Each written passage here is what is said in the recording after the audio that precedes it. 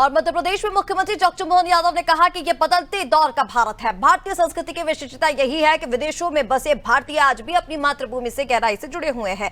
Spain जैसे देशों में रहकर निरंतर प्रगति कर रहे हैं। साथ ही कहा कि प्रधानमंत्री नरेंद्र मोदी के नेतृत्व में आज विश्व की दृष्टि भारत की ओर केंद्रित है। भारत ने वैश्विक मंच पर अपनी एक सशक्त पहचान स्थापित की है और कहा कि स्पेन का गौरवशाली इतिहास रहा है। विरासत से विकास को लेकर भारत और स्पेन के विचार एक जैसे रहे हैं।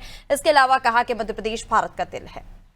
ये बदलते दौर का भारत यशस्वी प्रधानमंत्री का भारत है, जिसका आज जहां भी बासिंदा बैठा है भारत का, उसका रोम रोम एक ही आवाज दे रहा है, भारत माता की।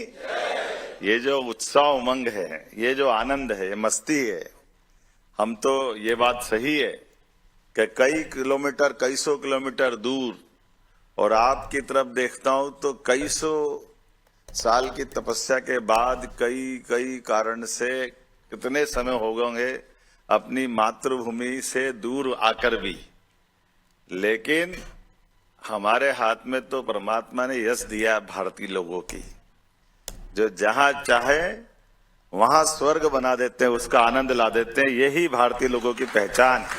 विरासत से विकास के लिए स्पेन का बड़ा गौरवशाली अतीत बताते हैं। बड़ी सौभाग्य की बात भी है कि कल्चर से भी प्रेम करते हैं स्पेन के लोग, और अपनी वर्तमान के विकास के लिए, नवाचार के लिए, नई प्रकार की व्यवस्था के साथ जीते हुए।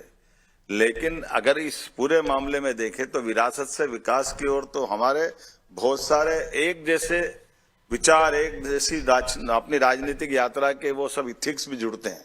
जब हमको विरासत से विकास की बात करते हैं तो इसीलिए तो भारत भी कहता है कि कुछ बात है कि हस्ती मिटती नहीं हमारी। कदम पर हमारे लिए जैसे सूर्य का प्रकाश निकलता है और सारी सृष्टि में प्रकाश छा जाता है, तो ये लोग और वो लोग आनंद में डूब जाए, वही आलोक है। जोरदार अभिनंदन करो आलोक जी के लिए।